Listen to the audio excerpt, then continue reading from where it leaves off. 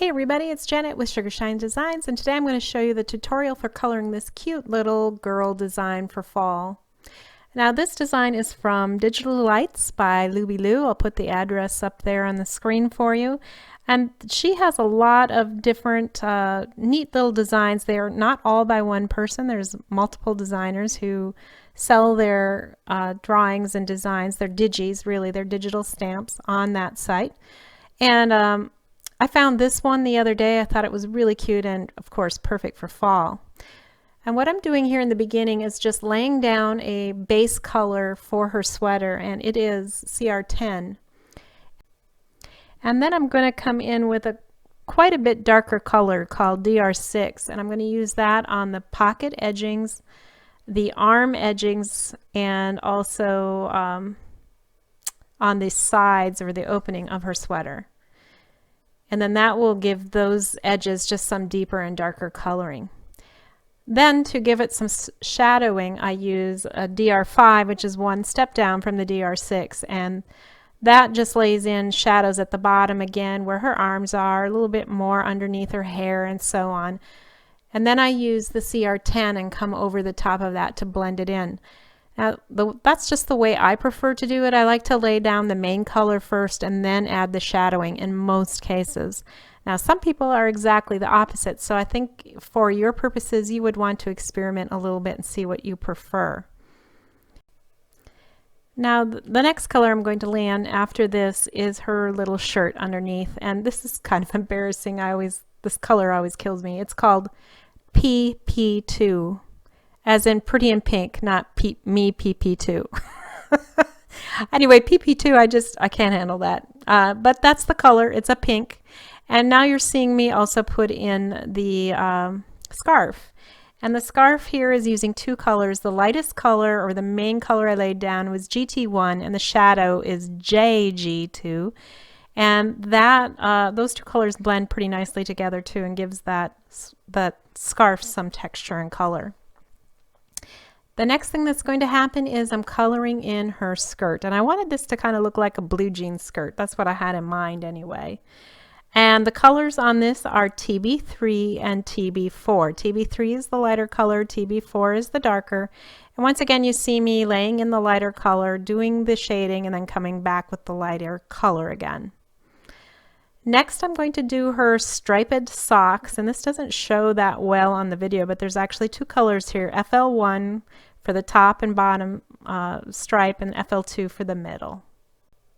And now I've colored in the boots. I'm using a light IG2 to cover the entire boot. Then I covered it with IG3, except for the areas that had the little bit of reflection already drawn in, and that gives it some additional dimension and shine, and again makes you feel like, yeah, she's really standing there in the sunlight.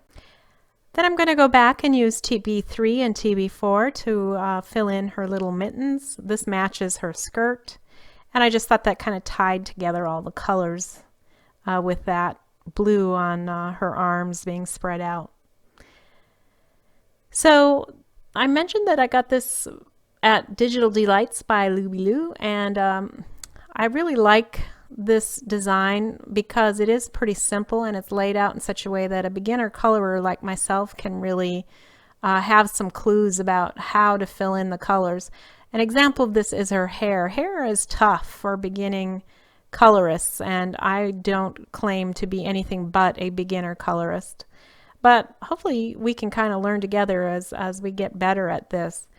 But this has striped pieces of hair already drawn for you. So I just used two colors again, TN8 and TN9. These are slightly different colors so that I can fill in her hair, and it'll look more like I designed it that way or colored it in that way, rather than it being you know, actually already drawn in there for me to follow. So when you're not really that comfortable and you're not really an artist naturally, the way I am not an artist naturally, it helps a lot to have these little clues and things built into your drawings, especially I think when you're starting out and kind of learning what to do.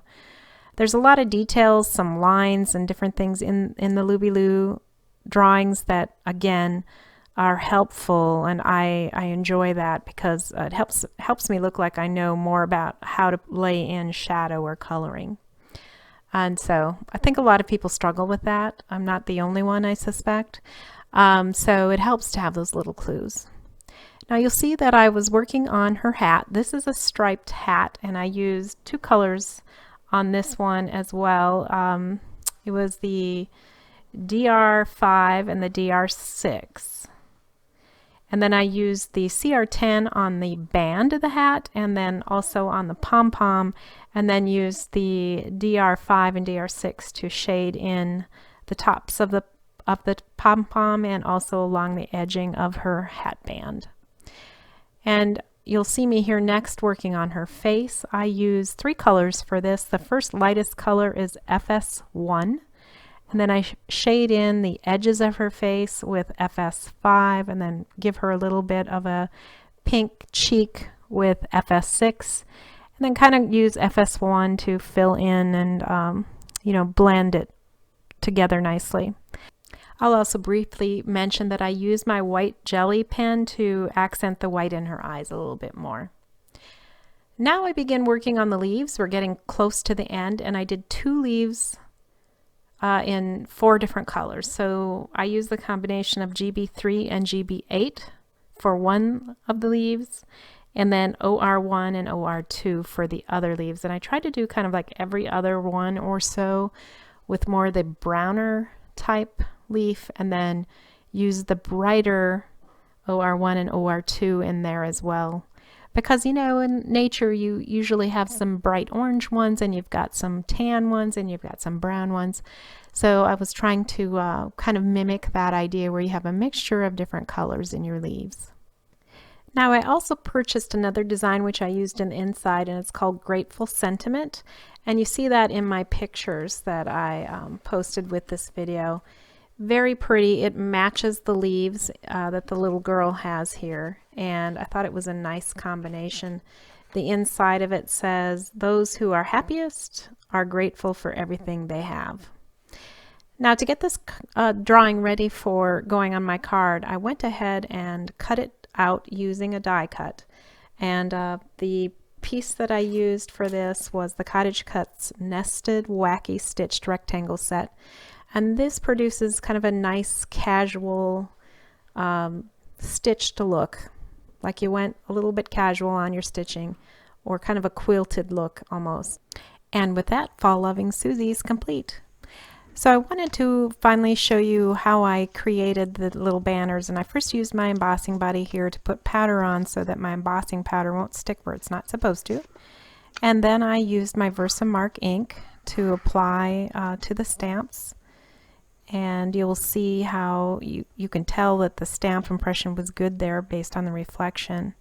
There were 2 of them, of course, and I've got the one off camera a little bit here, but it'll soon be present in the film.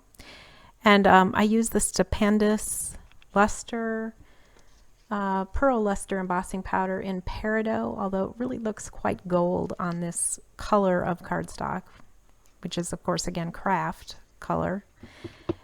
Now I'm applying my heat gun to this, and you will soon see the magic that happens with the embossing. I just love this. Whenever I do it, it's cool. So I typically make sure my heat gun warms up a little bit before I emboss, but you can see how beautifully this turned out. And afterwards, I just fussy cut them out of this cardstock to apply on my card. Here you can see the finished product. I was pretty happy with how this turned out, and you can see on the left here I've got this detailed Spellbinders Shapeabilities die. It's a 2-part die, and it's called Interlocking Love. And I got this actually at my local Tuesday mornings. It's always nice to find something good there for a reasonable price, but that is what the die looks like in its packaging. And you know, here I just added the sequins and the bow. Then what I did to further finish this off is I mounted the digital stamp after I colored it on cardstock, and then lifted that up on top of another piece of cardstock. So I got a 2-dimensional look going there. And then you can see where I applied my 2 banners. Now this is the stamp set. It comes from close to my heart, Life is Sweet, and it actually does have a Cricut cassette with it. I do not have it though, so I again just fussy cut it after I use the stamp. This is the inside with the second digi that I purchased and colored, and then I used again 2 CottageCutz circle dies to cut that out and mount it to give it a final nice look.